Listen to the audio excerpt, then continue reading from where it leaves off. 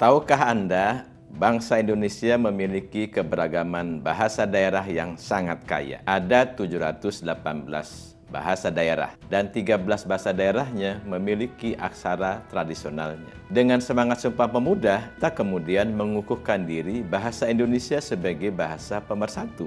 Uniknya, bahasa Indonesia itu bukan salah satu dari bahasa daerah yang ada saat itu. Nah, bahasa Indonesia sendiri sekarang sudah berkembang, memiliki 206.000 kosakata dalam Kamus Besar Bahasa Indonesia, menjadikannya bahasa yang kaya dengan ekspresi dan makna. Pada tahun 2023, bahasa Indonesia resmi diakui sebagai bahasa ke-10 dalam Konferensi Umum UNESCO. Ini menjadikannya setara dengan 6 bahasa resmi PBB seperti Inggris, Arab, Mandarin, Perancis, Spanyol, dan Rusia, serta 3 bahasa tambahan lainnya seperti Hindi, Italia, dan Portugis. Tentu saja di dalamnya bahasa Indonesia. Dengan pengakuan ini, bahasa Indonesia kini dapat digunakan sebagai bahasa sidang resmi UNESCO dan dokumen-dokumen penting pun dapat diterjemahkan ke dalam bahasa Indonesia. Ini adalah langkah besar menuju internasionalisasi bahasa Indonesia.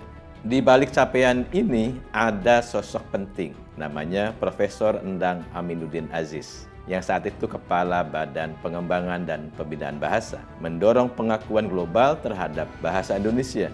Beliaulah yang memimpin diplomasi kebahasaan Indonesia bersama Duta Besar RI untuk UNESCO saat itu, Muhammad Umar. Upaya ini bukan hanya soal kebanggaan semata. Ini tentang mengukuhkan bahasa Indonesia sebagai identitas bangsa yang aktif dalam peradaban dunia.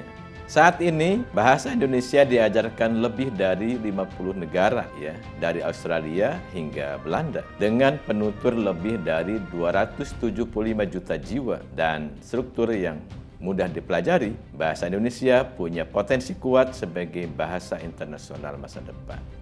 Jadi, mari kita jaga, bangga, dan sebarkan bahasa Indonesia. Karena bahasa bukan sekedar alat komunikasi, tapi jati diri dan kekuatan bangsa.